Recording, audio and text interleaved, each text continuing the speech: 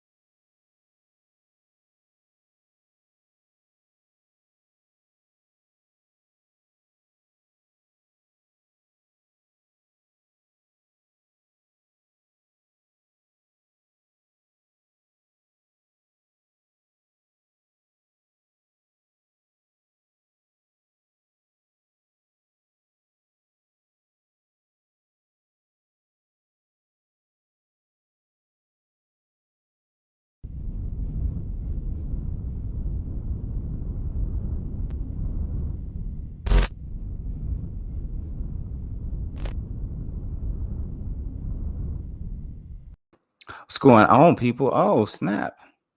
Whole big logo in the way. yeah. So you hear the echo? I hear the echo. You got to turn off your stuff, man. I think that's the only problem, Jack.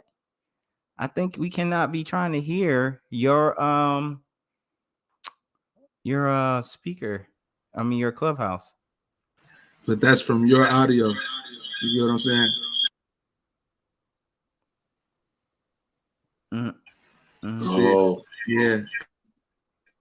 because when I talk, it's not on. It's Because you're not not on Clubhouse. because I'm not on Clubhouse here. Right. And he is. So unmute it. Ernest. So this how it sound when my Clubhouse is unmuted. Can you hear him, Gerard? Yeah, I heard. No, see, he has his mic closed, but he was talking to you from Clubhouse. Right. How well could you hear his Clubhouse? I mean, I could hear it was in the distance. Yeah. Okay. All right. Because we're in the live stream. Yeah. Hey, you all, we doing this all live. We're doing this all live in the flesh. Like, we appreciate y'all tuning in with us. We're gonna be talking about some stuff today, though. yeah, definitely. Real heavy, different stuff. So I'm Yeah, Darvell. we're trying to engage more people as well. So we're experimenting with Clubhouse. Try to bring in more viewers and engagement. So bear with us on the technical audio issues. And the call-in line is open today, though. We're still doing the call. Yeah, it is. Please call in. Definitely call in. So, You know? all right. So we on here. We got Ernest in the clubhouse. We also got Ernest on the live stream. He cracking up because we don't know what we're doing apparently. So hold on. Jeez. All right, y'all. So what we gotta talk about today? First of all, let's do introductions. I'm Darvell. Who we got in the middle? Hey, yo, it's your boy Gerard Ibn Lamont, JBL, otherwise known as Adolph J. Rocky in the house. Yes, sir. We got one more cat over here who on mute. I think he's trying to talk through the app, man. He ain't saying nothing. I got the app unmuted. He ain't on the app. He doing something else. He monkeying around. All right, so you gonna mute up every time it's time for me to go? You talking, ain't no problem. All right, no, I'm saying because if you mute it, they can't hear the audio. They can't hear the YouTube audio. You get what I'm saying? Like us having the conversation. I know. I'm not going to mute. Okay. I'm on, not on going Clubhouse. If you mute it on Clubhouse, they can't hear the YouTube. No, they're gonna hear the YouTube over here because the speaker is next to me, so they hear you three, and they hear me too. Exactly. All right, so you see right now we don't hear no echo, right? Right. There's no echo. Because your Clubhouse ain't on. No, so my Clubhouse. No, my Clubhouse is not muted, dog. All right, watch. Turn yours. Dog, my Clubhouse is hearing me right now. See? Okay, so let's roll. Oh, okay, my bad. My phone tripping. Hold on. Yeah, because it's your phone, bro. I've been telling you. He ain't hearing you. If you I'm telling you, basically turn your stuff off. You can stay in the room, but mute everything. How it sound now? It say you muted on here. If it's telling you I'm muted, you know, it may have just muted me because the phone just shut the screen off. Oh, but the ring been blinking. That's interesting. Let me check this. I just left. I didn't really no, the ring is blinking as I'm talking. You gotta hit that mute. You hit the unmute button. Oh, I muted myself. I muted myself. Nah, it ain't showing that. It ain't showing you this ring? This ring blinking over here, bro. It's blinking. Look, oh, the thing just crashed. You see, man? Oh my gosh, hold on. Sorry for the technical. Y'all can call in though. There's a number on the bottom. Yeah. Was it, man? I'm bad to move back to focus, bro. 586-569-4607. 586-569-4607. Well, I'm gonna call in the old when they get the old fashioned way. Calling on the phone. All right, so I'm back in Clubhouse, dog. The whole app done been restarted, yo. And you tell me, watch this. You see that? Yes, because it's you, bro. You gotta shut your stuff off. When you're muted, we don't hear anything like an echo. So it's audio coming back from your phone. Are you hearing me on your phone? I turned the audio down. How about now? Yeah, I don't hear no echo. All right, cool. We've been saying that for 30 minutes. Man. Y'all the Clubhouse experts, man. Hey, I'm in the middle. I don't know what's going on, man. Between these dudes, you gotta figure it out. I'm gonna ping up. Hey, 504, no idea. Come on stage. Just let us know. You know, you can raise your hand and yes, sir. Join the raise your hand, and we do need someone so we can check that audio to see how well it can be heard. I'm gonna go get that patch cable after today. I apologize. I didn't have a TRS, a TRRS. I needed that. I didn't have it, so I thought I did. But what I'm gonna do is I'm gonna share this YouTube link though. It's called Freedmen Saturday. That's what today's episode is called, y'all. Yeah, we can ping the YouTube link to the Clubhouse room, and they can. Okay, I'm gonna throw that. Let me throw that in your in the background chat here. You know, there you go. You got that YouTuber. I'm gonna drop that YouTuber over here in the group me too. Put it in the group me. Yeah, I did that just now. It's coming through. We on live talking about all black issues, black time. Freedmen issues. Issues. Yeah. Well, my other phone is about to die on me. You about to die? Not this one. No, the other phone that I got to use for the articles. You know, man. Freedmen life.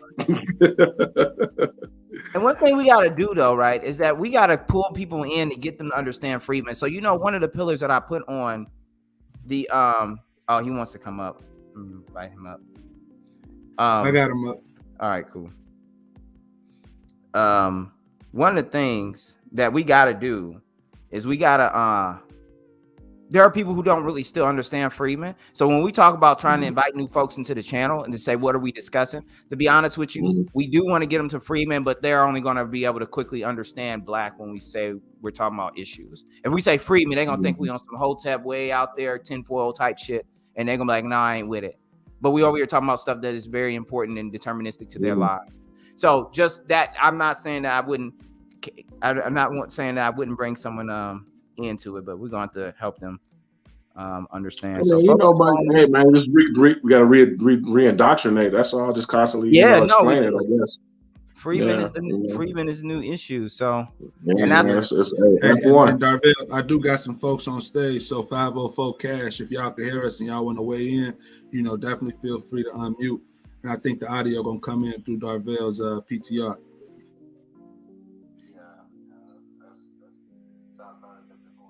Well, hey, can you hear us? Well, can you hear Ernest? I can't hear him though. Okay, I didn't know what he said. He got cut off. Oh, you know what I need to do? I need to just reshare it from the group. All right, I'm gonna do that. So what we're gonna be talking about first? Hey, Ernest, you want to introduce yourself, and then we're gonna go to Gerard. Gerard, you can go ahead and crack into our first topic. Oh yeah, most definitely. So yeah, like I said, Ernest, from Chicago, touching base out here in Lansing, big reparationist. Looking forward to having a conversation and discussing, this everyday Freedmen situations, and just going over some of this history too at the end of it all. Okay, it's good business. All right, man. So okay, so today we got a couple of different topics. But as always, our goal in this show is to really tie current events and really show why reparations is not a fantasy or an option. You know what I'm saying? It's a necessity, and it's really the only solution, man. It's the root cause analysis. You know what I'm saying? To all of the things that we're seeing, here in the modern day era. It all goes back to that original sin, right? And the complex things that, or I won't say complex, but the things that were added on top of it, the disadvantage, right? So so today I'm gonna illustrate that with the latest story in reference to the Brian Flores lawsuit against the NFL, where he brought it, against 3 teams in the NFL. I have the article, Darvell, if you want to share it, where we can go over it real quick. The one from ESPN. Okay, yeah, let's go. Kind of deal, talk about the particulars. Yes, sir. Let's pull this one up right now. And Flores. So as he's pulling that up, Brian Flores is basically now here you go back to the Black, right? Because he's actually a second generation immigrant. So that's why we always stress here to that delineation. It has to be a must. But nonetheless, Brian Flores sues the NFL 3 teams as former Miami Dolphins coach alleges racism and hiring practice. We can go ahead and scoot down to the first paragraph, man. So, and you may want to, I don't know, is it big enough, guys, for you to see? Yeah, it's big enough. Okay, cool. That's good. There we go. So, all right. So Brian Flores, he was the former head coach of the Miami Dolphins. He was there for 3 seasons. Ultimately, he got fired at the end of this season. So this is very current, very, very current. He got fired at the end of the season.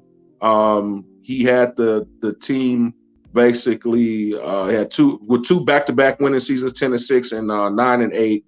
And he's charging these he's suing these 3 teams for discrimination and also basically discrimination as far as why he got fired from the Dolphins. So the Dolphins is discrimination due to his firing. The Broncos and Jets are due to alleged discrimination during the interview process. So some of you may know I'm a huge NFL. I'm sorry, I won't say NFL. I'm a huge American football fan, and so there's the National Football League is 100 and I'm saying I think last year 2019 I think was when they became 100 years old. So they're like 102 years old. Organization has been around since 1919, right? And there's had a long history of discrimination against freedmen. You know what I mean? From players being where in the initial beginning of the league, they did allow freedmen players, those who were descendants of Americans, chattel slavery, to participate. And then it became like a gentleman's rule where they decided they weren't going to allow any freedmen descendants to participate in the league. Then finally,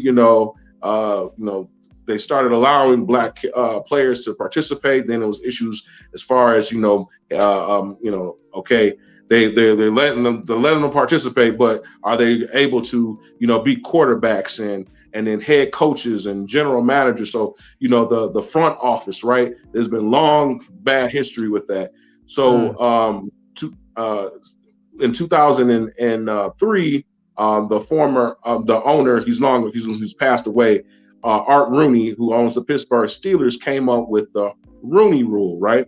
The Rooney Rule basically, in essence, is that every team, whenever there's an opening for a head coach or a general manager, they had to interview one minority, and again, minority, so that it doesn't have to be necessarily freedmen, right? But minority candidate, okay? And so this rule has been since 2003, has still yet to really make a critical change or bring critical change or get the desired effect of having more minority / black, you know what I'm saying? Because usually, again, everything is minority, but it's all coming through us, who are the main ones that we're being discriminated against. So as of today, and as of today, as we talk in February 5th, 2022, there's only one black head coach out of 32 teams in the NFL. Okay, the other minority is the head coach of the Washington football team. Now, I'm sorry, they're the Washington Commanders. They just recently changed their name. So anyways, so what ends up happening is that in order to comply to the Rooney Rule, right? Black minority head coaches, primarily black head coaches, right, or candidates. I'm saying candidates, right, that are coming in to be interviewed both as GM or / the head coach, right? In essence, they're just checking the box. And all of this recently came out while Flores went ahead and chose to sue the NFL. Let me go back here. Let's scroll down. Sorry, sue these teams. Let's go down to where it says, I want to say Flores also alleged the Giants interviewed. Okay. Okay, so if you see that. Oh, geez. No, what the heck is that? Get that out of here. Oh. Okay. Oh, wow. So, sorry. What happened? No, you good. Go ahead, Gerard. Okay. So,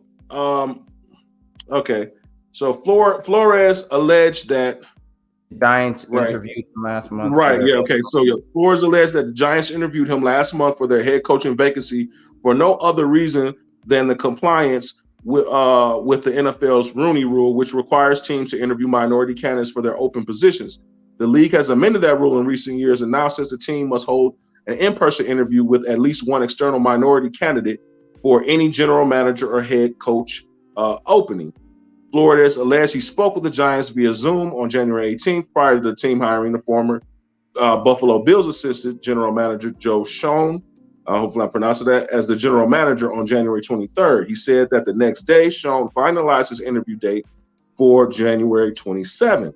The Giants co-director of player personnel, Tim McDonald, texted Flores saying he hoped he would come in and win the effing job.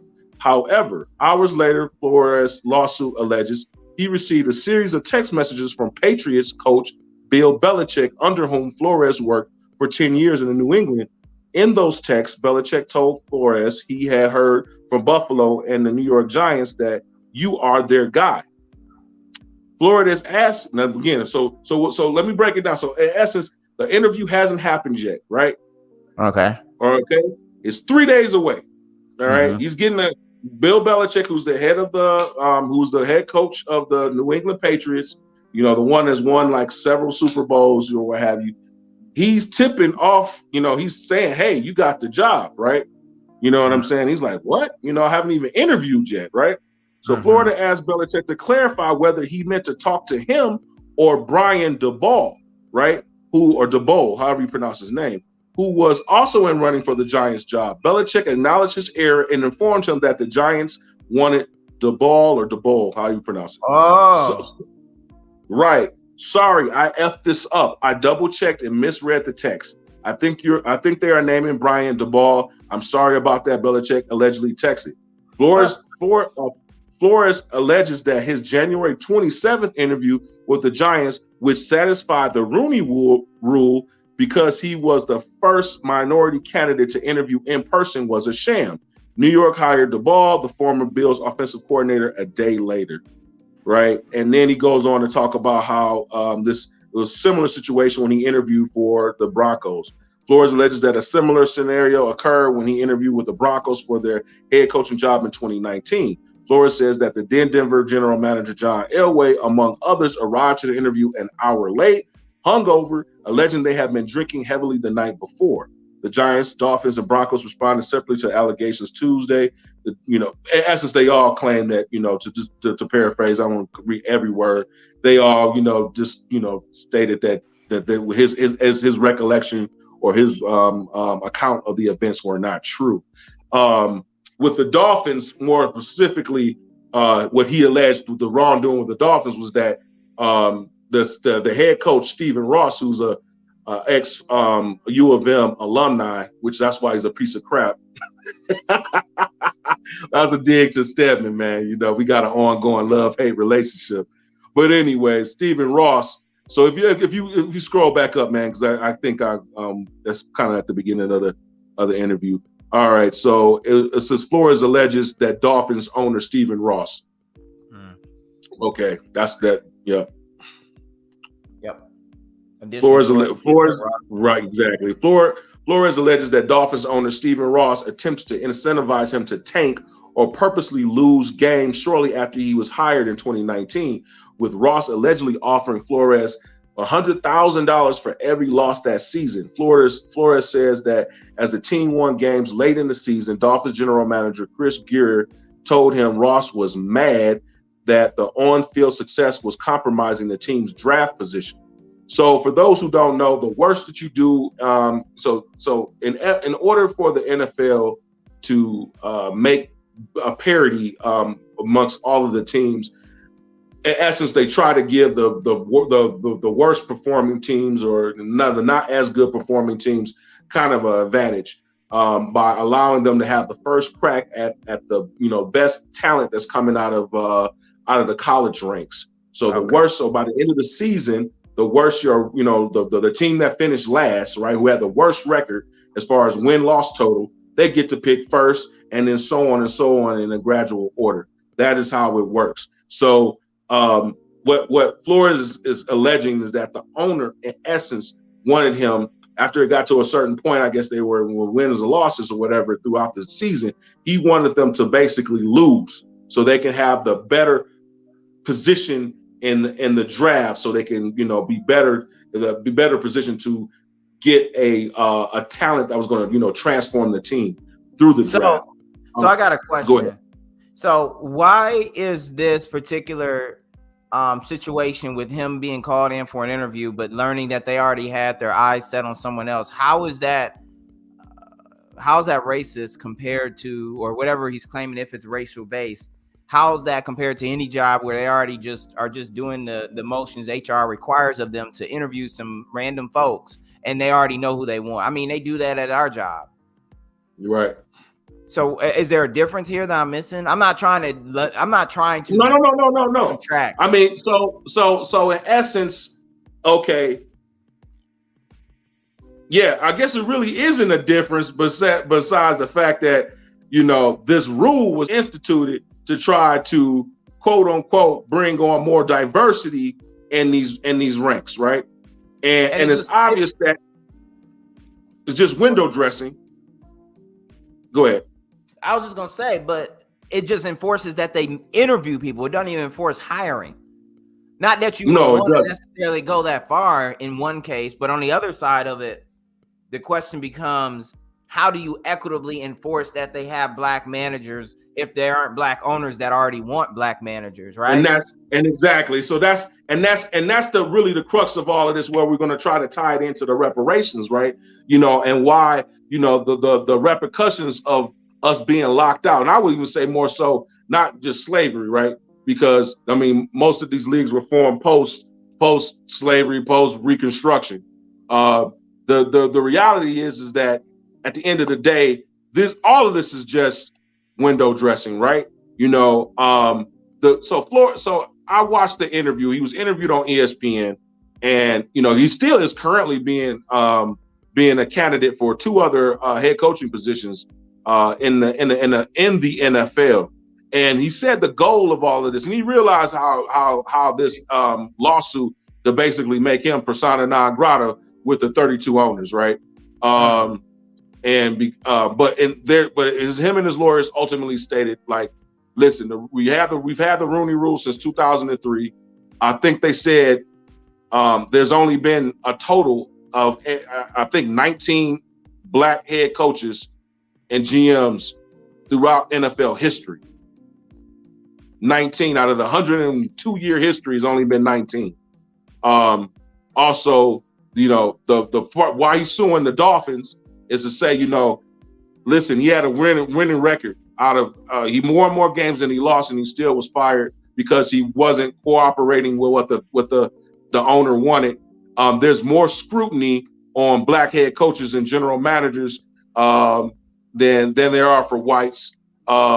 You know, both in hiring and the firing, there's discrimination being done in the leagues, and it's real. And ultimately, he wants to try to either litigate this out to where they will force the NFL owners to do, you know, to be more equitable, or through the threat of litigation, the NFL owners, which again is only 32 of them for the most part. Minus, you know, maybe the minority owners, you know, maybe more than 32, but you know, that's neither here nor there. There's a very exclusive league, a very exclusive club. And you know, even if you have, I mean, there are black billionaires, even if they wanted to buy a team, the other 31, and you had a team that was willing to sell to them a team, right? The other members of the league have to accept that person buying that team from that franchise. You know, It's not just like, hey, it's a boys club. Yeah, exactly. It's a good old boys club, right? And so even the Rooney Rule was supposed to address this issue and look, you know, as with everything with white, you know, I hate this guy. I say white dominance. I hate to use the word superiority or supremacy, but with white dominance, they're going to figure out a way to go around it. So okay, yeah, we met with our candidates. We interviewed our candidates, but we're going to still choose the guy that we want at the end of the day. And like you said, because at the real crux of this is ownership, and this ties us back to reparations, right? The reparations is the only way that we can actually, you know, get the rest of the required monies that it would take, right, to either have a competing league, right, or force ourselves into, or you know, or bust open, you know, leagues like this to make it more equitable to where teams can actually participate. That, you know, because it could be conceivable that, hey, you know, we could get, you know, either, like I said, a competing league or additional black owners or or Freedmen ownership, and be able to force the league to freaking accept, you know, hey, you got to accept, and we got the money, we're willing to put a team, you know, 2 teams into this league, but you know, it required policy, you know what I'm saying, in order to do that. As the super focused, right, on either us having the ability to adequately compete against the NFL, or bust them open to allow us to, because that's the only way this is ever going to change.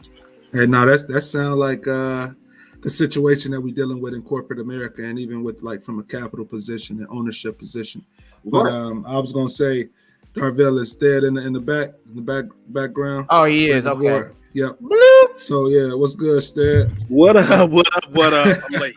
Yeah. But hey, now I was gonna ask if anybody in the clubhouse room, wanted to weigh in on anything that has been said so far. Call in, or just join through the clubhouse chat right now.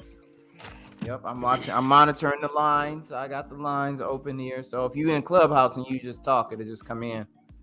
I didn't get to check. I didn't get to hear everything Gerard was saying because I was coming into the house, I think, when you guys started. But one of the things, I hope I'm not restating something you already said, but even you look at Jim Caldwell, right? Former Lions head coach, former Indiana Colts head coach, former Indiana Colts offensive coordinator, former Baltimore Ravens offensive coordinator, quarterbacks coach. He was the head coach of the Indianapolis Colts and took them to the Super Bowl the second year after they won. Tony Dungy retired, right? Am I wrong? My timeline wrong? It was back-to-back Super Bowls, yeah. Right. They lost that year. It was 2009. They lost to the New Orleans Saints. Yeah. Right. The next year, because Peyton got hurt, they tanked the season. So Caldwell was made the head coach. He was Tony Dungy's like right-hand man, second in command, quarterbacks coach. Peyton Manning spoke highly of him. Offensive coordinator. After you take it, so next year, the year after, he had taken them to the Super Bowl again, and they lost. I don't remember the score or nothing like that. They didn't have a quarterback. Peyton was old. The Colts was ready to look for a new quarterback. So they did everybody who follows sports, everybody in the sports, and they know what sports know, they call it lose for luck. They lost so they could get Andrew Luck. So how did they reward Jim Caldwell at the end of the season when I think they only won 2 games because Peyton was hurt? They won something like 2-3 games, maybe 4 tops because Peyton was hurt, because you can't get a number 1 pick winning really 4 games. How did they reward him with that? How did they reward him? They fired him. Now, everybody in the world knew they was losing so they could draft Andrew Luck to replace Peyton Manning. That's when they cut Peyton, and he went to Denver. Or either he sat out a year and went to Denver. And you still fired the black coach. Right? Outside of the head coach of the Cincinnati Bengals, what's his name? Marvin Williams? Marvin Lewis, yeah. Yeah, Marvin Lewis, who was there because the Bengals are notorious for keeping coaches and just kind of being loyal to coaches. Whether they should or shouldn't be, I'm not making that value judgment. You have black coaches, they get to act quick. I mean, you look at Mike Tomlinson in Pittsburgh. Now, he has had consistent success. If the Lions could have a quarter, an ounce, a 16th of the success the Steelers have had as a Lions fan, I might name my first child Ford, right? But what we're talking about is this man, and every year that they don't win the Super Bowl, he's on the hot seat. Right? Right. Every year he don't win the Super Bowl, he on the hot seat. But you have these coaches who continue to get washed through the cycle, and they get clean. Bill O'Brien, he was they made him the GM, the president, and the head coach of the Texans. He traded every piece away. They fired him. They traded everybody away that was an offensive piece. Even the defensive piece. They traded Jadeveon Clowney away. Then they fire him. Deshaun Watson, he said, I want to leave. 20 chicks come out talking about he raped me and touched me inappropriately. J.J. Watt want to leave? They let J.J. Watt go instantly.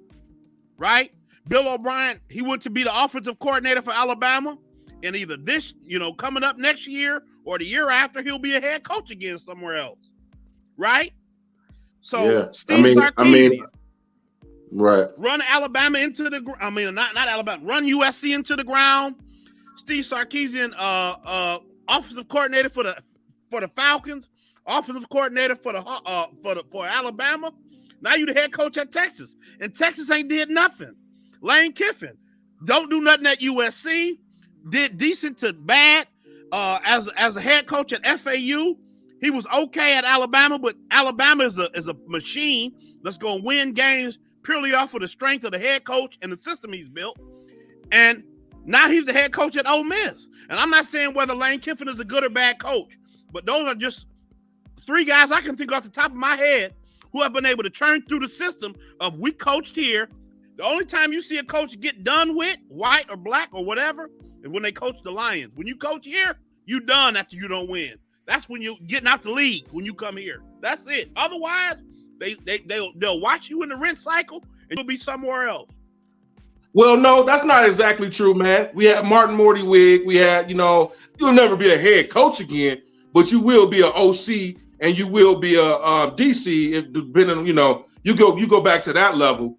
But we, Josh McDaniels. Josh McDaniels, he was he came out of the Belichick coaching tree, went, first head coaching job. This was about 10 years ago. Sucked terrible at the Denver Broncos, right? Then he goes back to Daddy Papa Belichick, right? And he's the offensive coordinator again during a period of time. Then a couple of years ago, he gets hired as the Indianapolis Colts head coach. And right before they were going to, announce that he's the head coach of the Indianapolis Colts, he walks away. He backs out. Right? You know what I'm saying?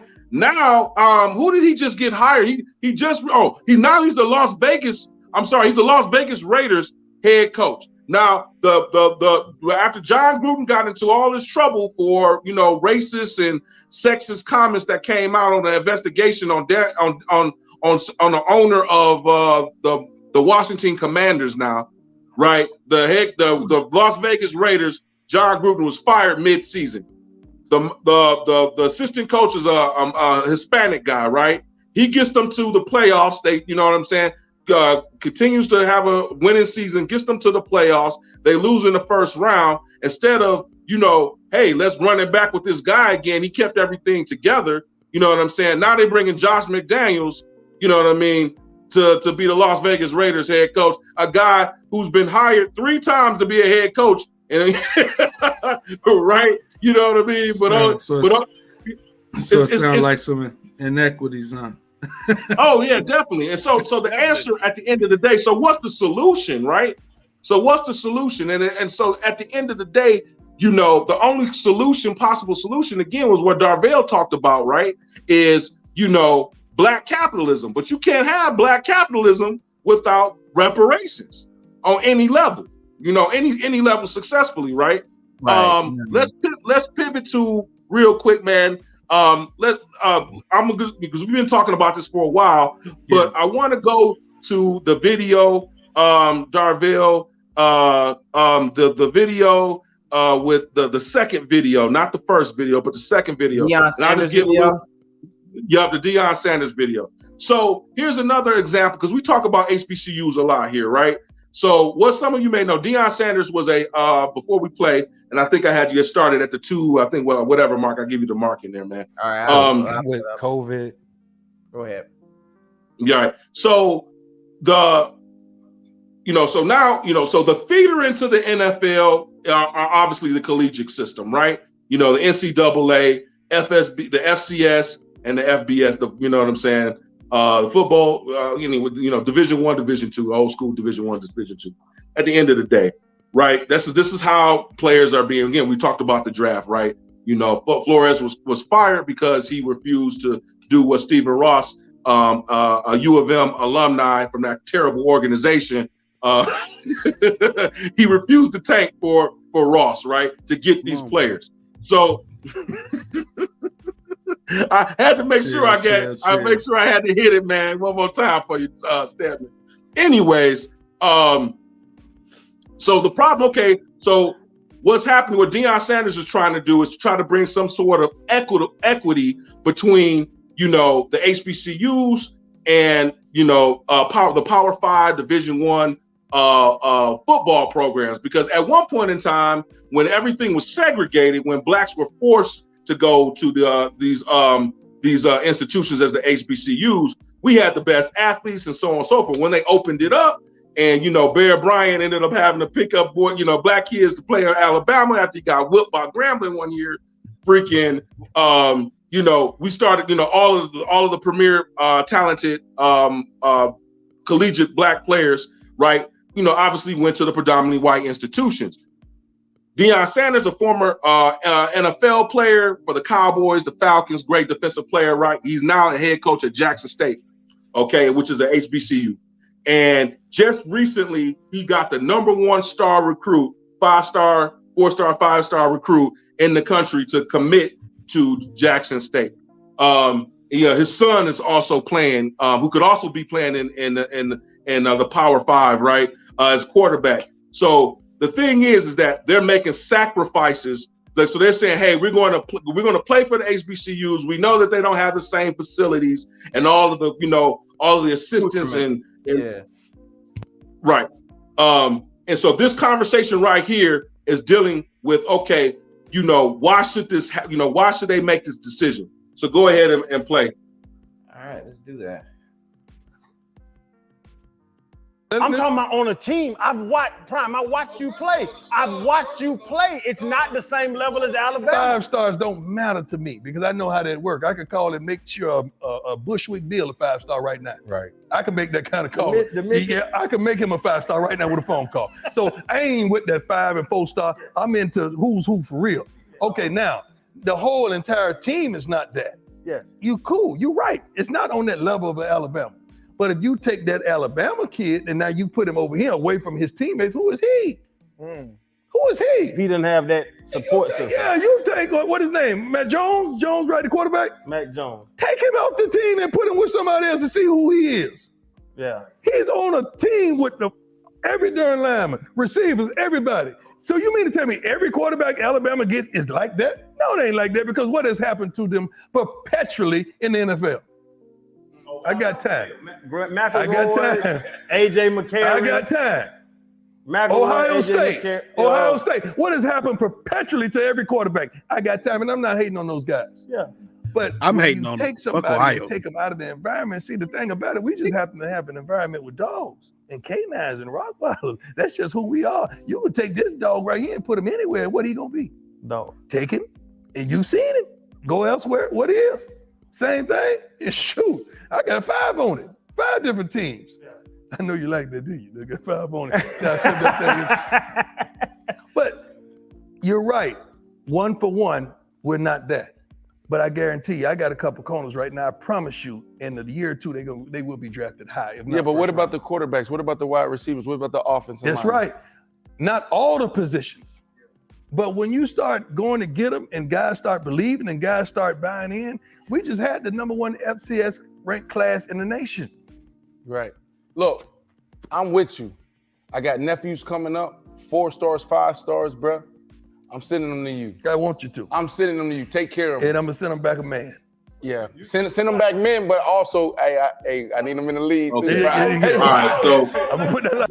That's good enough, man. Unfortunately, I didn't capture this video doesn't capture another further discussion between him and other player to the right. It was saying like, hey, and I messed up on that because I think this conversation goes longer than the full clip, which I watched was the full clip. But anyways, again, but he did bring it up like, bro, you're not on the same talent level. It's how can you expect for realistically. You know what I mean? Now he's drawing these people because he's Deion Sanders, but not every HBCU is gonna have a Deion Sanders on as the head coach. You know what I mean? Like the reality is that they can't compete because they don't have the money to do it on the facilities. You're gonna have players sacrifice to go to an HBCU and play football, and hope that they'll get that attention. You know what I mean? But if you don't have, if you're not Deion Sanders, which is going to command the attention of the league, odds are, you know what I'm saying, you're not going to get that same TV time and all those different things, that is needed.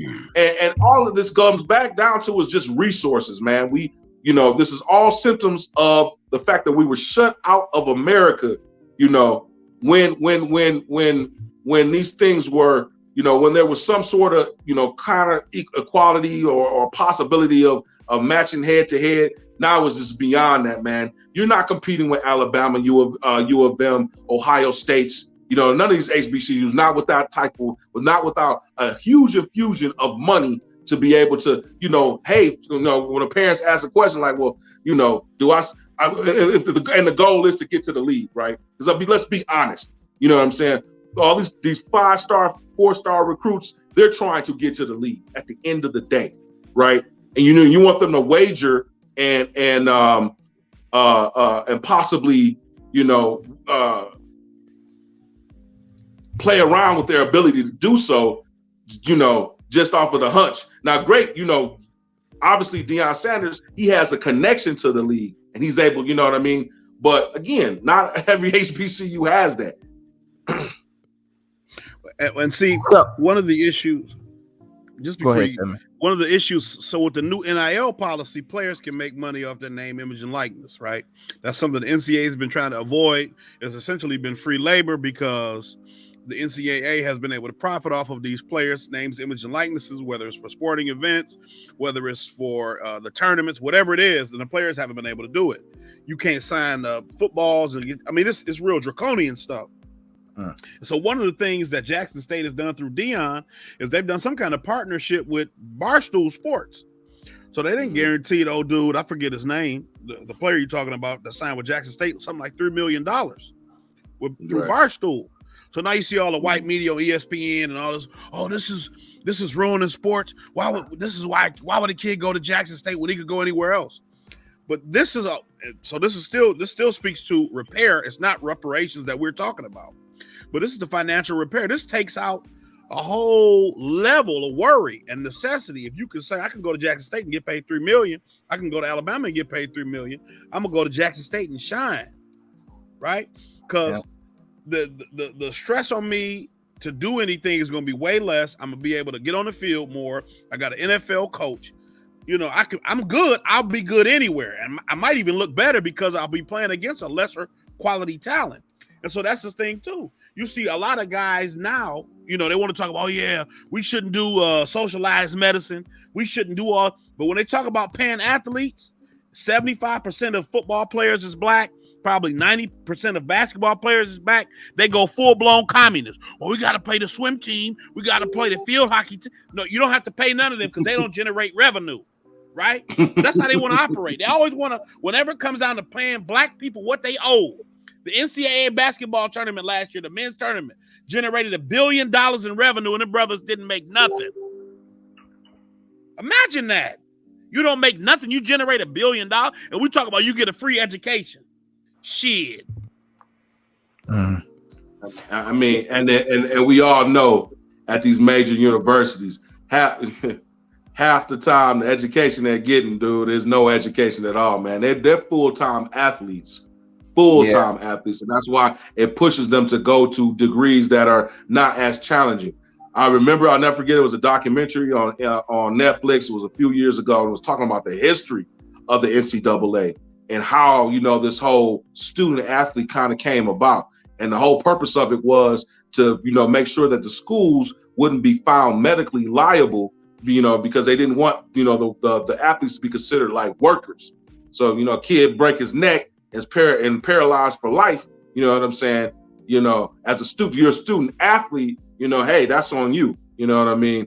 It was all for to protect them from liability ultimately, because they were having injuries like that, especially, it still happens. But more so when, in the beginning of football, as it became more of a popular sport, collegiate sport. Another thing that they highlighted was that most of the athletes, that the black athletes, their degree was in African American studies. So in Cincinnati, they were all in criminal justice.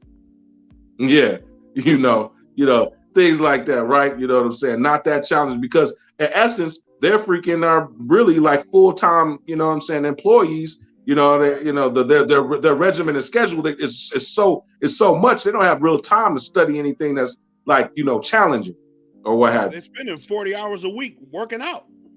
Right. You know what I mean? You expect a person to be able to go to class and be a physicist or something?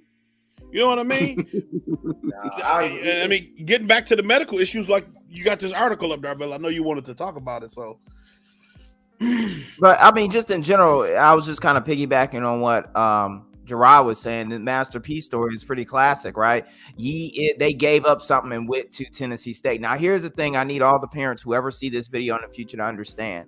When you give up something, you go to Tennessee, you go to an HBCU, which we know are currently underfunded. They don't have the ability to compete. Like I said in my video about Black business, and we're going to talk about in a second here, HBCUs, just like nonprofits are businesses, just that we don't get paid. HBCUs have to be ran just like every other school, and most schools are ran like businesses because that's the mindset you need in order to ensure your survival. That just means that people don't get paid as much when it's a nonprofit, if at all. It depends on the role in the organization. In this case, when you don't have money like at Tennessee State, you end up having medical resources that will misdiagnose a condition that occurred due to that player playing on the field. And if they misdiagnose it, they could end up with a life-altering injury because they didn't get the proper treatment. And that's what happened in the case of Master P, essentially. And I haven't even looked at this in a minute, but I remember the story. What happened is Master P said, he's committed to leveling the playing field for historically Black colleges and universities. But for now, his son, Hercy Miller, is transferring from TSU basketball program because of what the hip hop mogul believes is a lack of medical resources within the athletics department. Master P, whose name is Percy Miller, said his son did not receive proper medical attention after suffering a hip injury in the Tigers' first game of the season, November 9th against Alabama A&M, and an improper diagnosis nearly led to the end of Hercy's playing career. If it led to the end of his playing career, that means it physically limited his ability to do some athletic moves or run, right? That's what it means. And so you're saying that this man sustained an injury that was so serious that it led to a deprecation of his ability to actually move his body. And this happened because he went to a school that tried to push him like a top 10, but didn't have top 10 medical talent. Right. Oh, that if you can't, man, your ability. Right. If you can, you know what? That first video I think covers it. We just cover, can we go to that first video that I posted? We got to push out of this topic, unfortunately, though. Okay. But I mean, even if we continue on, we could switch to something else. But like, I mean, living in Michigan, Southeast Michigan, Plymouth, Canton School District, Northville School District, Novi. Northville High School was newly built, I think, in 2002-3, new Northville High School. And I mean, they had 5 gyms at the high school. 5. They had a gym designated specifically for gymnastics. They had a gym dedicated specifically for wrestling. That's why I was there. And so you have high schools in Michigan and affluent white neighborhoods. And I ain't speaking about Cranbrook Country Day and none of that. You know what I mean? That are better funded than Black elite colleges like Morehouse and Howard and Spelman and Tuskegee and Fisk. Saying nothing of the lower funded universities. Okay. And this is why I like to draw that distinction, because we always try to think about, the best of Black society, the best of Black society have to offer. But even the best of us is underfunded. And that's not to say that we don't have good intentions. It's really to say that when you approach this and you find that systemically we continuously have issues where we're not able to be competitive in these respective spaces, there's a problem that's bigger than the individual grit of these people who tried their damnedest to make the best HBCU, to make the best football, basketball program, to be the best doctor. Okay, ain't no telling what happened in the backdrop with this that created this situation for the improper diagnosis, right? But at the end of the day, I need people to stop trying to attach.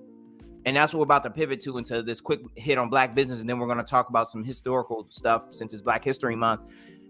I need people to stop trying to attach individual grit to this. At best, what you can say is we have an endemic in the community where there's a psychological distortion of what we should be doing or where we can go and where we are, or even a cognitive distortion, however you like to look at it. Or it's as I told my friend earlier, a pathology that is developed into our community, specifically here, because in America, we are arguably the best country in the world depending on how you look at it. I'm not here to get into that debate, but everyone tries to come here. They only go to Canada as a secondary option. They only go to Britain as a secondary option. Those countries are great too, but there's 3 countries where every black person in the world tries to run to. It's either America, Canada, or they're going over to England, right? They're really trying to move to these majorly first world countries. Now, they go to other countries. They be in China for school. They go to Japan, some stuff like that. But for real, ain't nobody sitting around saying, no, I don't absolutely want to go to America. And the problem is that everybody in America, in the diaspora, everyone in the world, rather, in the diaspora, knows about black life in America, but we don't be knowing about all the lives of those across the globe, from all the African nations through the West Indies, and then folks, even the black Brits or black Canadians. We don't know nothing about what they go through or kind of their different cultural situations there, but they always know ours. So when you think about how we're still dealing with this in the greatest country in the world, I'm telling you, this is systemically a question of what is holding us back. We got everything in a sense in this country, but why don't we have access to everything in this country to do that work, right? But anyway, we're supposed to be talking about something else, y'all. Yeah, definitely getting into. You wanna go ahead and hit? Yeah, just a real quick one. Yeah, black spending power myth. Yeah, so just quickly, I did a video. You might see it on my Facebook or my YouTube if you follow my YouTube. I did a video about black business, and then I was wandering around on Instagram, and New Era Detroit, good organization. They're doing some of the groundwork that we really are benefiting from these days in terms of like just trying to triage, right? And one thing we understand here in this show is that we need to triage a lot of things that are going on in current, but we need to work in parallel to work to get the transformative social economic justice in order to allow the triage and the containment work to stop, right? If you keep producing, like if you get into an engineering mindset, if you keep producing bad parts and you never fix the process that's producing the bad parts, you're constantly going to be in a containment operation trying to search and pick out the bad stuff and fix it and send it on its way. You got to fix the process. You got to fix the root cause. You got to fix where it's coming from.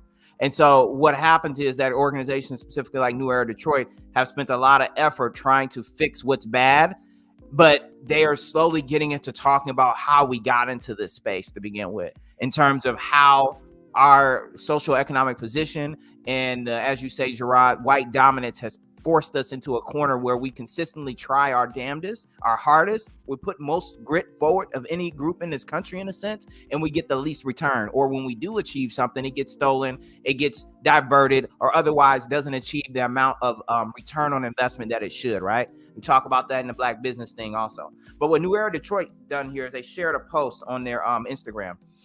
Basically, this video is from CNBC, and they talk about black spending power being up. Now, the little quote here summarizes the video. Black spending power hits record level, but black net worth decreases, which already tells you like this is all chicanery when we talk about black spending power. Black spending power is nothing more than a marketing calculation that's used to help firms direct where they're going to put their resources in terms of product sales or development or marketing. It's not a substantive characteristic to be looked at for understanding the social economic position of the black community. Spending power is basically the number of adding up all the value of all the W-2s that black community receives. Okay, we know people get money because they work jobs, and we've been working jobs since this started. Half the time we're not getting paid the right amount, and half the time when we try to buy something, we overpay for it, but that's a different story. So the idea of talking about spending power, what they're drawing a correlation here is that they're saying you have more money coming in, but yet your net worth is decreasing. So they're trying to say here that our people are not spending their money the right way. So if you look at New Era Detroit, even with this news on a positive note, which it really isn't a note of any positivity at all, it's really propaganda. Even with this news on a positive note, we are seeing more of our people trying to get it together and do the right thing the right way. We just got to step it up and go harder. We got the power to change the game. Let's get it. I went in and I told them, like, listen, y'all, black spending power is not a relevant economic metric to our socioeconomic position. It's a metric used by marketing firms to position products they market to us. It's not a substantial index for measuring black economic progress. It's not. And when you look up spending power, you don't come back with results for every dang ethnic group in this country. You come back with results predominantly about the black community. That's because it's used to confuse us economically as to where we should be going with our advocacy. And right now, they think that we have enough money coming in our coffers, in our door, that we can fix our own socioeconomic issues with our own money. They love us to think that, because then we won't come and start demanding for transformative socioeconomic justice. We won't start asking questions about why is it that our businesses and our HBCUs can't compete. Right? We won't start demanding transformative policies that will fix these problems that have been pushed in. So you got people running around here talking about stop buying luxury and designer white last name stuff, and talking about our community spends a majority of its earned resources on things or experiences and have zero redeemable value. We know how to get it, but we know how to keep it, and just all this stuff. Now, some guy came in and he said there's a link in my bio called The Myth and the Propaganda of Black Buying Power by Morgan State University professor Dr. Jared Ball. Black spending power doesn't exist in a way it's commented on by people in the capitalist media. It's a way for media institutions to gain advertising profits by appealing to black consumers. Black spending power doesn't mean anything in terms of black wealth or the ability to create new fair economic conditions for black people. And so I don't know that I like that. I did like it. And so what do people say here? Someone was mentioning the book, you notice? Yeah, so some people made some comments, but people still thinking, even though he left that comment, people are still running around here talking about it like, we're just talking off the whiff, spending more fiat money outside our race and owning less than previous generations. When enough is enough. Thankfully, someone came through again and said this is a myth. They buy too. They just run their stuff up debit and record high numbers. Black people file bankruptcy of $50,000 and they file $500,000. That might be true. And it's just, I think that what they have to do, and I would like to, and I can't tell New Era what to do, but they're becoming a very influential outlet. And I think they need to start talking about the realities that this is not going to be a solution that's going to be within the extreme four walls of the black community. We can't just fix this. We didn't even create the problem. We have the ability to push things. We have a lot of swag in the American society. We have a lot of sway, but that's getting diluted day over day, right? We know that from our voting block actually becoming a smaller percentage of the overall population, as well as the decreasing median black wealth position. So the median family wealth amount is decreasing still. It's headed towards zero. So if you're not talking about the fact that we're in a panic mode and that we need to do politics, what you're doing is you're delaying us to basically getting to a point where we can't do anything. And that's the problem. That's the fight. I don't know. And I think this is similar to what we're talking about with the HBCUs just a second ago, because if you don't get to a point where the HBCUs we're putting the country on notice that our HBCUs are dying, or they're basically in a zombie state, and we need an injection into those schools, or you're basically denying those schools equity. You're denying those schools the ability to even thrive. They're barely surviving, and they're being very quiet about it because everyone's gotten so used to this perpetual state of zombiness, this perpetual state of we got to try harder to do better. And that's exactly what they say here. We just got to step it up more and go harder. Trying harder to do better is not a solution. It's a joke. We said that when I was at Toyota. One of the technicians he just used it as a joke to tell the other engineers when someone would make a mistake. He's like, oh, yeah, well, you got to try harder and do better next time. And it was just like, yeah, whatever. But for real, it doesn't mean anything, y'all. So this is, I appreciate I'll say real quick that whenever the topic comes to spending power, people never bring up, like you said, the spending power of those other ethnic groups. So I would be curious, what's the spending power of the white community or the Asian community, and specifically those certain ethnic groups in those communities when we're looking at the higher scale Brahmin Indians, the Koreans, the Japanese, Chinese. Right. I'm guaranteeing you we'll see something that says 400 times spending power than black communities. Right. In the statistics. And so what I wanted to lastly wrap up with is that every time we bring up black spending power, people got to realize that if spending power was all of that, we would never bring up wealth in general. And that's why we need to start, changing the focus from saying, oh, we got 1.4 trillion in spending. But what do we have in assets and wealth? Because as we've seen, most of that discretionary income we got is applied to shit that we really need. And it's not a lot Exactly. of Jordans. It ain't a lot of that, you know. My telltale is always this, man, for people to try to understand this, man. Like, just because you can afford to eat at McDonald's doesn't mean you can afford to actually own a McDonald's. You know what I'm saying? Like, that's the equivalent of saying, like, I could buy a Happy Meal, you know, whatever, but, you know, because I could buy it, I can actually own the operation. Obviously, it takes a lot more money than just consuming the food to actually run a freaking franchise. You know what I'm saying? Like that to me is just a real good analogy to it. You know, just because you can eat there don't mean you can own it. I posted a link to University of Georgia. It's an article, but I want to just read a little bit, or you can pull it up. Yeah, okay. It's from it's the UGA Economist has charted the explosive growth of Hispanic, African American, and Asian American markets since 1990. In the 30 years since the University of Georgia's Selig Center for Economic Growth launched. I'm at the top. It's multicultural economy report. The population of the United States has grown more racially and ethnically diverse, and so has the nation's buying power. With the release of the 2021 report, the Selig Center issued new estimates of minority buying power for the U.S. and all 50 states. The takeaway: Asian Americans, African Americans, and Hispanics wield formidable economic clout, and companies can no longer take a one-size-fits-all approach to marketing consumer goods and services. The buying power estimates and differences in spending by race and or ethnicity suggest that as the nation's consumer market becomes more diverse, advertising, products, and media must be tailored to each market segment, end quote, said Jeff Humphreys, director of Selig Center and author of the Multicultural Economy Report.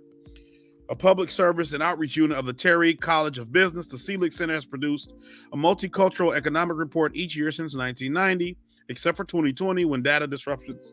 So, based on the virus, based on data provided from the U.S. Census Bureau, the U.S. Bureau of Economic Analysis, and other sources, the Selig Center estimates the buying power for African American, Asian American, and Native American consumers, which has exploded over the last 30 years, up from $458 billion in 1990 to $3 trillion in 2020. In addition to increasing their sheer size, their combined share of the nation's total buying power increased from 10.6% to 17.2% in 2020. So it gives more details about what that all means with respect to the specific numbers. Asian Americans make up 6% of the country. They're about 1.3 trillion. African Americans, this is what they say, which is us, make up about 1.6 trillion, so about $0.3 trillion more. And then I just want to get the definition for consumer buying power. So consumer buying power is the amount of money consumers have for goods and services. During a recession, unemployment might increase and wages might decrease, so that will change. And so that's just, so this has nothing to do with overall economic stability or, you know, the general stability of a community or a group of people. This has how much money you have to spend. The ultimate underlying thing that they determine is that people who sell shit got to diversify their advertising so that you can market the shit you selling to more people with money. But it's not telling you that if you keep your money, y'all be able to buy out the block, right? Boom. So, and it's not even insinuating you had enough money to even pay off your own bills. It's just saying that you have this amount of money in total. Quick. Oh, you kill it, Stedman. Well, that's all I had. So I know y'all wanted to move on to something else, but all right, I'm done, bro. I'm like, this is stupid. Like, y'all, these characters. Oh my god, people, we got buying power, and that's the problem. People just clamp onto this shit and they run with it, and they don't even care because you know why? Because when I'm starting to believe, Gerard, Stedman, Ernest, it's easier to chastise each other within our own community than to band together and go after the real progress we need. Because the real progress means we got to go against white dominance in a sense. We really got to go after the American government and hold them accountable and start to change policy. I was discussing with my friend the other day, just to go on this quick tangent.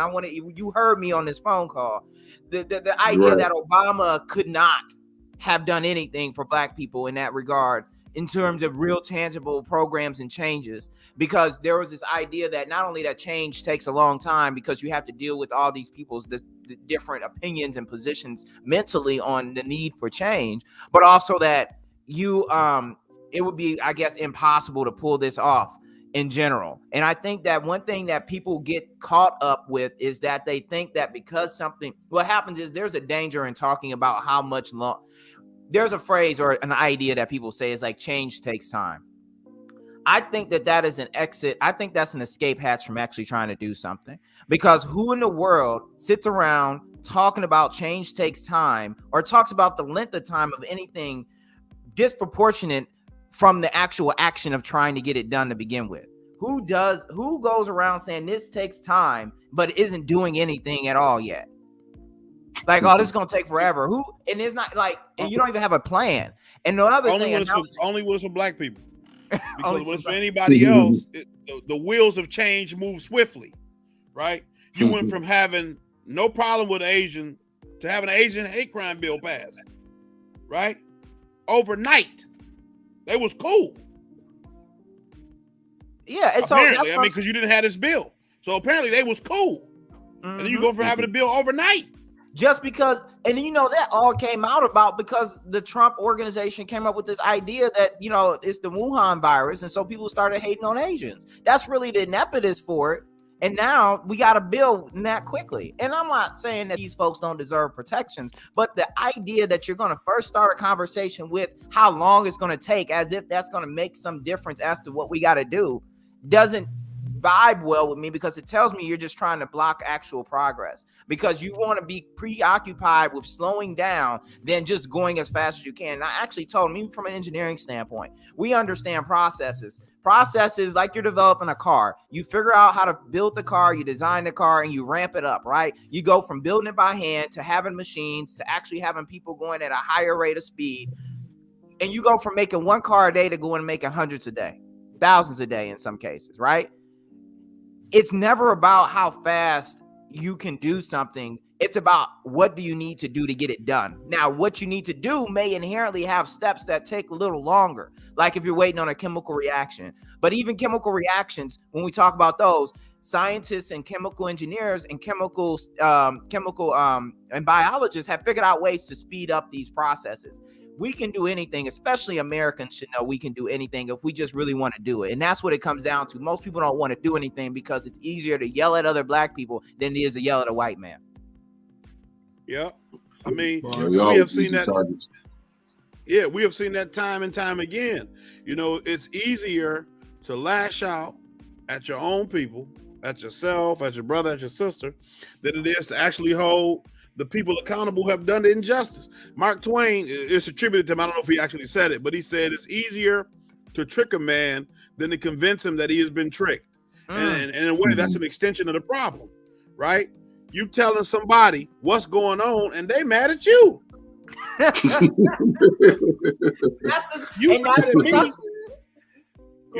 This guy is beating you up. How many times you seen you've heard that story? A woman is getting abused, a man is getting abused, he's getting taken advantage of by a female, a woman is getting abused by a spouse, a boyfriend, whatever. And you say, hey, you need to leave this guy, you need to leave this chick. Oh, don't talk about them. And you end up getting you get into an argument with the person you think you helping.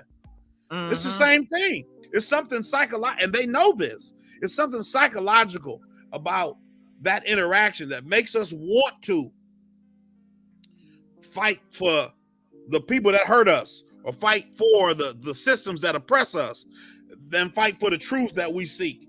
And even like what you're saying, when you say, oh, it takes a long time. This is what I always say about Obama, even when Trump first won. I always say this. If you can't think of 5 things, just five, 1, 2, 3, 4, 5 things that Obama did for black people, not even descendants of freedmen, for black people, as quickly as you can think of 5 things that Trump did that you didn't like, Obama didn't do a good job.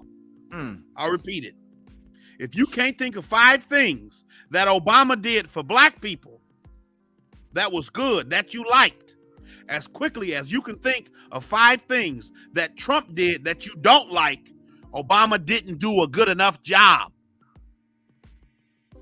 That's the reason. And now Joe ain't doing a good enough job. No. Yeah, I was gonna say that's definitely a bar. And I know, we've been cooking all just for this last hour or so on the specific social topics.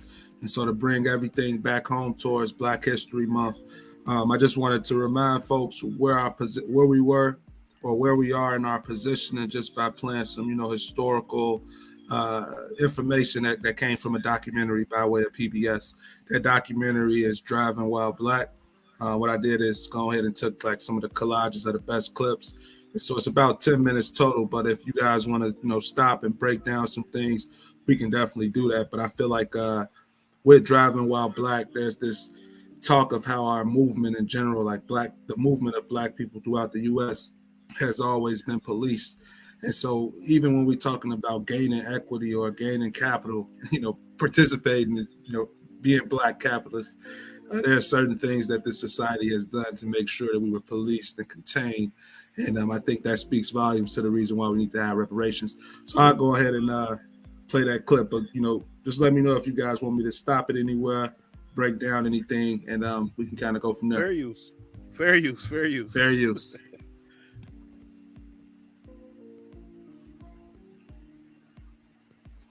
All right. Let me know if y'all can hear it. One of the things that I think is so interesting is how policing developed in the South. Policing starts with slave catchers. These are men who are part of the community who go around at night to make sure that enslaved people are not leaving their plantations. But they're also there to terrorize and to intimidate.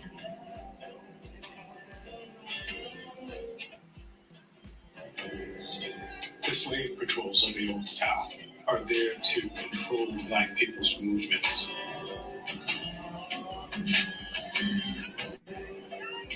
To keep slaves from moving off plantations, to limit their ability to seek and find freedom by crossing boundaries and borders that they're not intended to cross. And it's not a regional problem. In the northern states, in places like New York City, there were regulations on Black people moving about in the nighttime. And colonial New York and 18th century and 19th century New York went to, in fact, great lengths to police the movement of Black people. I am unable to travel in any part of this country without calling forth illustrations of the dark spirit of slavery at every step. Frederick Douglass, 1852. 1861, the Union falls apart and 11 southern states secede from the Union and become part of the Confederate States of America.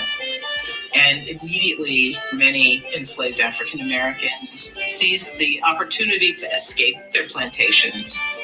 And the Union Army had to decide, what are we going to do with all of these people? And so they give them work behind the Union lines. And it's really the beginning of emancipation. And that shows how important mobility really was for these people. Finally, in 1863, President Lincoln issues the Emancipation Proclamation. We think that immediately everyone was free, and that wasn't the case. When we found out that we were free, we didn't have nowhere to go. We didn't have no property, we didn't have no money. We let you cattle, let's turn them. Slaves all our lives, mother was a slave, sister was a slave, father was a slave. Well, that's a freedom, Colored people didn't have nothing.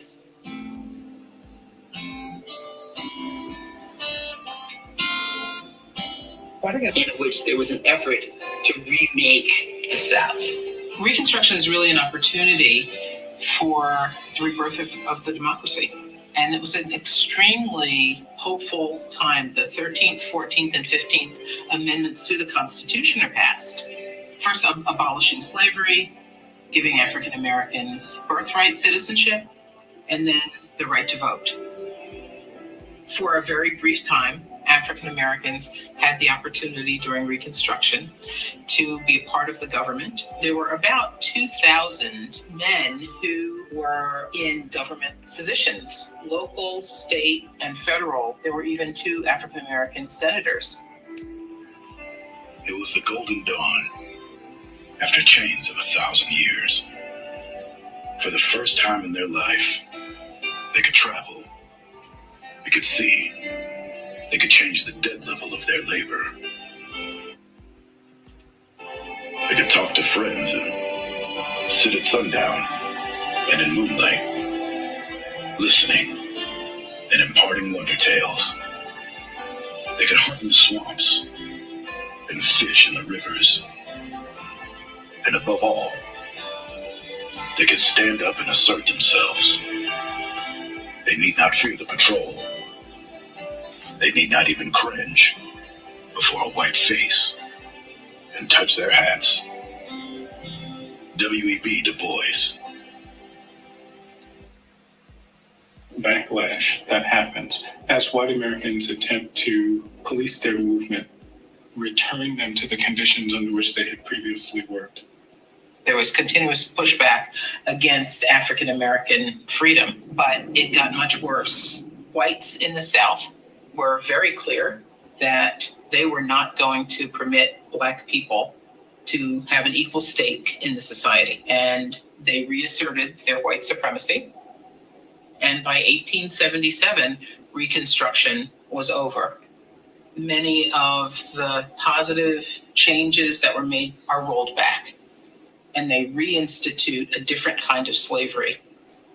One of the fundamental unresolved problems of the Civil War is the problem of the centrality of Black people's labor to the American economy. If the resumption of the cotton economy is in fact critical to the reestablishment of the United States, then in fact Black people's labor is going to play a central role in redefining what the United States will look like. Going to a train station, buying a ticket would be viewed with a great deal of suspicion by the authorities. After Reconstruction, many states passed vagrant laws. You had to follow all these rules. And if you failed to obey by the rules, you could be imprisoned or face certain degrees of violence. You can think about the rise of the Ku Klux Klan and the extraordinary racial terrorism of the post-Civil War South. That whole regime of racial restriction and racial law is intended actually to reverse the progress of the Civil War in the early years of Reconstruction. After the Civil War, slave patrols become vigilantes, and they become groups like the Ku Klux Klan that are still going around to Black communities and that are still looking for African Americans who are out and who they can control, but now they're extra legal and they're using terror.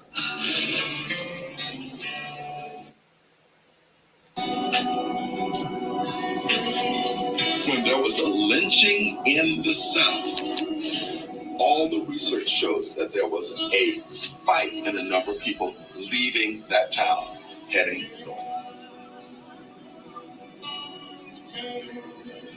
People would pack as much as they could into boxes, into suitcases, and whatever they could and get on that transportation and leave. Particularly as a sharecropper when you own nothing, you've angered a local white person and you fear that there might be a lynch mob or a posse after you. That's part of what the Great Migration is about. It's getting away. The Great Migration is the largest migration of people within the United States. And it really starts in the early 20th century. And African Americans are leaving their homes in the southern states and they're moving to the north, they're moving to the west. They're moving to cities like LA, New York, and Chicago, and Detroit, and Philadelphia. And they are fleeing segregation, they are fleeing terrorism and lynching, and they are fleeing economic inequality. I pick up my life and take it with me. And I put it down in Chicago, Detroit, Buffalo, Scranton. I pick up my life and I take it on the train to Los Angeles, Bakersfield, Seattle, Oakland, Salt Lake, any place that is north and west and not south. Langston Hughes, 1949. From 1916 to 1970, over 6 million African Americans migrated from the South north. These people eventually got tired of sharecropping, tired of the lynchings, tired of the brutality, tired of the subservience. A lot of black people saw this as an opportunity to head north where there were jobs where they could make much better money than they could in the South. With ever watchful eyes and bearing scars, visible and invisible, I headed north, full of a hazy notion that life could be lived with dignity. Ernest, what was that from, that last section? Yeah, that last section is all of it. That last section was really like a covering of the Great Migration, but that all comes from Driving While Black, the full documentary that's on PBS. Yeah, so I tried to take certain clips that I found was less like the most just impactful, just to do like a quick summary of it. And so if you listen to like the beginning of how it starts out with Frederick Douglass talking about how, after emancipation, blacks have always been like policed, and the movement has been policed, and where they could go and certain freedoms that they have always been policed. And then it goes on later on to talk about how the 13th, 14th, and 15th Amendment changed those things, how Reconstruction was the promise of a fresh start in America where Black Americans could get that equity. But, ultimately that failed with white terror. And, that ultimately sparked the Great Migration, which led to 6 million Blacks leaving the South, going up to the North in the cities where all of our grandparents are from, especially if you're in the Midwest.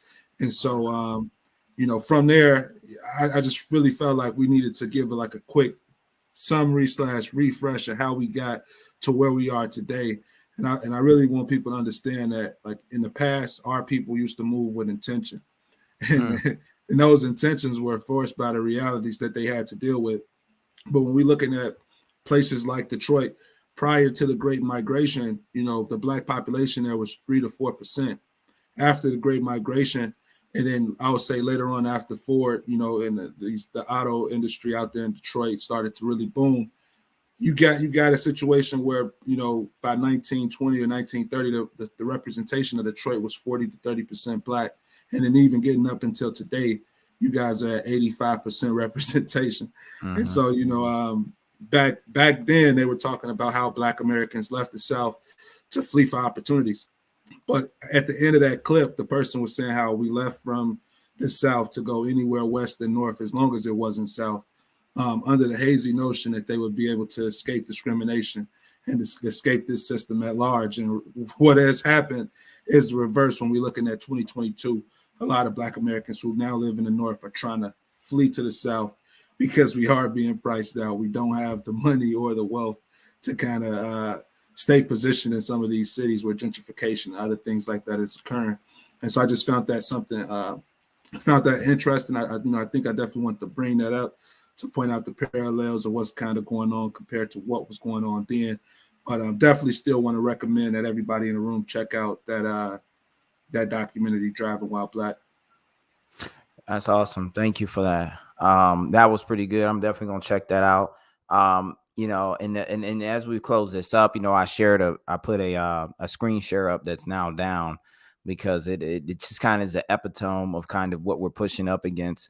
Even though most Black people understand, our history, and they understand the basic notion of what we went through, they're still being sold and they're still being convinced that we're going to overcome all of this stuff in a vacuum of our own grit.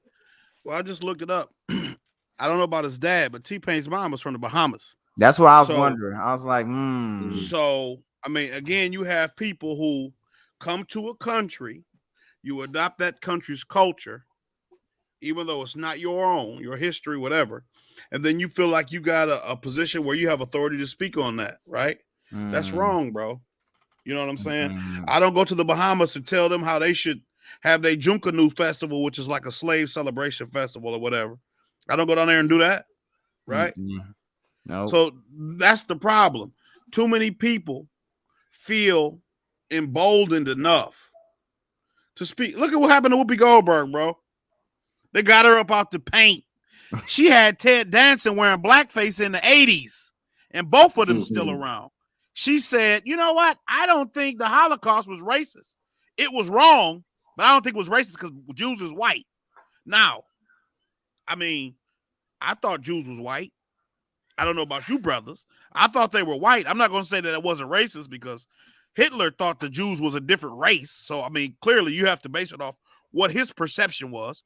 But as a black man in America, going back to, you know, what we talked about in the first segment, how many Jews own football teams?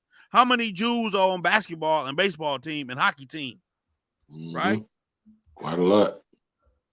So she said, like I said, she wasn't even saying the Holocaust didn't happen. It wasn't a travesty. All she said was what it shows is the depth of human, something like human depravity or the hatred.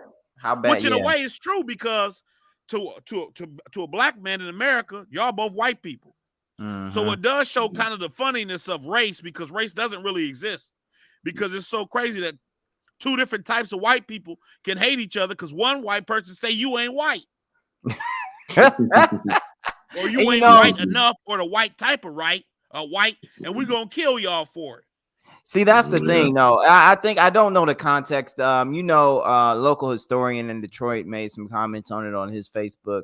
And I was kind of like, he tried to break it down and he spoke on an element where I guess Whoopi had apologized on a different show for what she said on The View, but she didn't like apologize for it all. She only apologized for a part of it that she felt was misconstrued or wrong.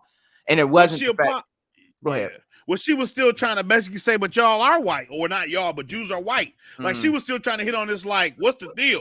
And Chris Rock got a joke, which I was telling my family, like, if Whoopi wasn't so ham-fisted and mammy-ish, you know, maybe she could have got a little, you know, she could have had a serious dialogue. Because Chris Rock got a joke. He talk about Farrakhan. He said, black people ain't got time to be worried about Jews. Black people hate white people. You know what I'm saying?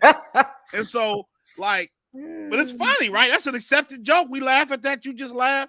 But that's somebody who has an artful and masterful understanding of the English language and how to work a crowd. And she just been a mammy for so long. And I'm not using that term, you know, derogatorily. She got the largest, like, private collection of, like, mammy caricature art in her house. I'm not just saying that. Like, but, like, we got to figure out how to get these folks about the paint, bro. I don't know what we got to do. I mean, you know, I support people's ability to free speech, say what you want to say. But when you offend our community, you can't fuck with us no more. Yeah, and we don't hold people accountable for that enough because we would. I think what happened here, partly was that I think just anything. I'll be honest with you, and this is a very basic idea or a basic view. So please forgive me for my simple-mindedness, but just the fact she spoke on anything related to Jewish and the Holocaust, that was already game over. Just even going in that space and you're not adhering directly to the prescribed narrative. If you say anything to the contrary of in any way, you don't even try to analyze it. Like, just leave it alone. Like, you know, let them control their narrative. And I think Talk in private. Talk in private. Take you know, you rich enough, you got enough friends. I'm sure you have Jewish friends. Talk in private. Go ask somebody in private. Go find you in New York. Go find the professor of Jewish history or world history or World War II history and find out. Educate yourself. Don't have this kind of conversation. Her of all people in the public space when you know you don't have the capacity to do this in a way that's necessary for it to be a meaningful dialogue. But that's the same thing need to happen here. We need to have T-Pain need to be out giving a hostage tape talking about I'm sorry like everybody else. He needs to be dealt with. But it just, you shouldn't be able to have this. It just goes to show, man, that, you know, this kind of ties into or feeds into, you know, the fake and fraud broadcast that we talked about. And they even doubled down since the last time we covered them. And they're anti-black. You know, they literally said that black people are PUSSYs and they need to stop crying so much and get over discrimination, right? And these, you know what I'm saying? And these are foreigners basically. But people still rock with them, dude. And it's like, like see the Jewish community with the ADL, they're not playing that, man. You know what I mean? Because of what happened to them, as a result of the Holocaust and that discrimination was going on since the Middle Ages. I mean, just to be honest with you. That reminds me, I feel like, and I probably have this wrong, I feel like the ADL has more swing than NAACP right now. Oh yeah. I mean, look, man. Yeah, no doubt about it. We always, man, everything we do is chitlin circuit to everything That's else, they man. Sell cheap, bro. They sell out. They sell cheap, bro. That's why. Yeah. If you had people with any integrity who was like, look, even when we're talking about with the fund, because I had this idea years ago. If you had every black athlete just say, look, we're going to take $1 million. We're going to set up an endowment for HBCUs. And everybody who goes to an HBCU, every black person, we're going to pay for your college. We're going to pay for your books. We're going to pay for your room and board from this endowment. We're going to invest it. And every year, every new contract, we'll have 1 year where everybody put in. Every new contract, you put in $1 million. Every time you sign a new contract, you put in $1 million. Everybody, every black player. You could fund HBCUs, sports, and academics, and invest that shit like Harvard invests theirs. You could get a hedge fund. Now wait up,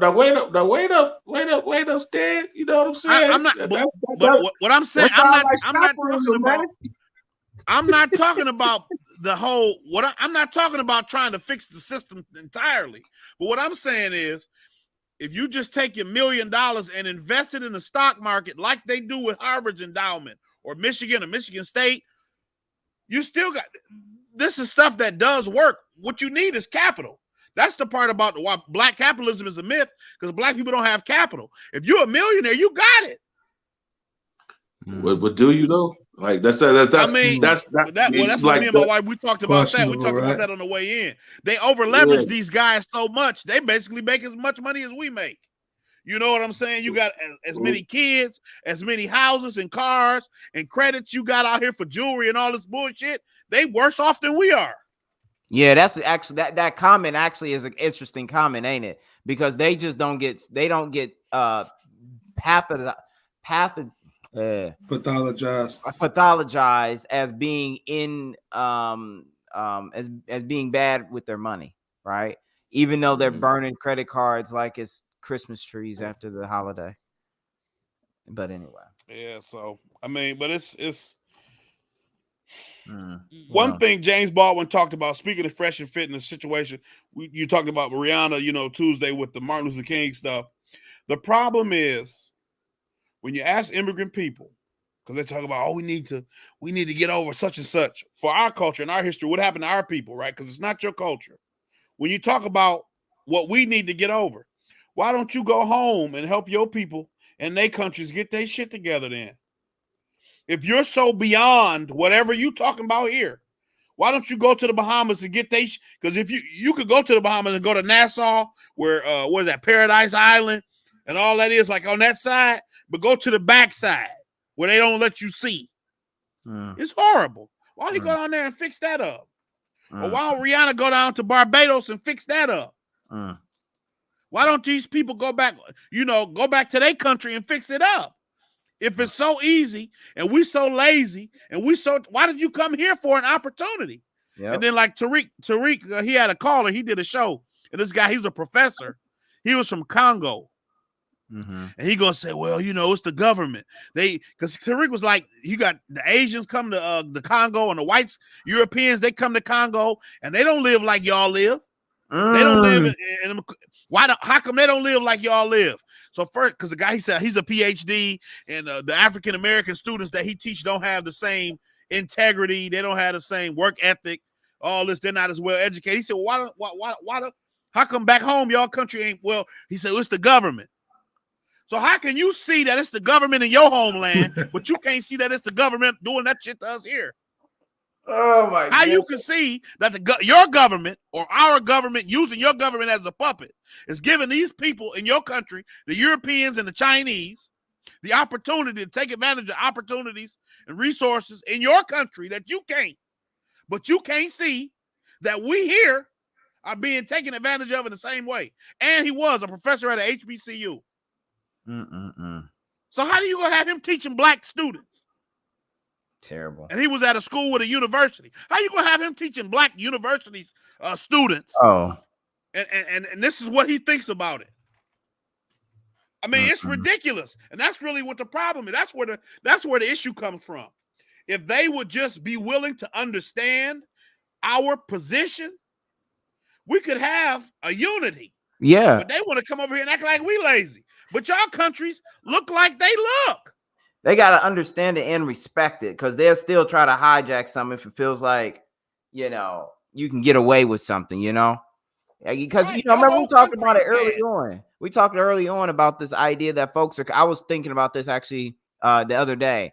The truth is that there's a lot of set-asides that are kind of out there. And I talk about it in my Black business video, because there's a pizza shop down here in Detroit, in Nashville, that they had that part of their business, and they had set-asides that allowed them to grow their business before they could flip it and make the pizza shop. And it's like these set-asides are written in the spirit for us, but they didn't have the specificity in the language of the policy. And because that language specificity was missing, people can come in and just hijack it. Yeah, it's crazy. It's crazy. It's crazy, man. You can recognize that your government is taking advantage of you, but you can't see that our government is taking advantage of us. Yeah. We you know, then he want to say, yeah, so Tariq was like, well, how come your country, well, all the people over there is illiterate? But he had just got done saying, you know, Africans is more educated than we are, or foreigners. So how you gonna say that all the people over there is illiterate, and then not think you're a professor, right? I don't have a PhD. I got an associate's, and it took me 12 years.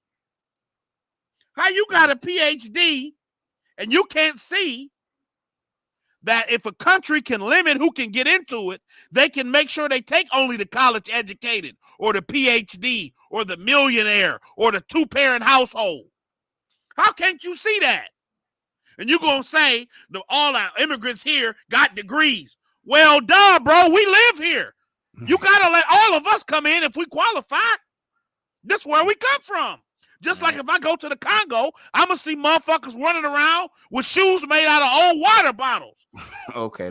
Because that's what y'all look like. That's who I'm going to see. I will see millionaires, right? But I'm going to see y'all. I'm going to see y'all regular folks too. And those regular folks outnumber the millionaire probably 1,000,000 to 1. You got to open your eyes up, people.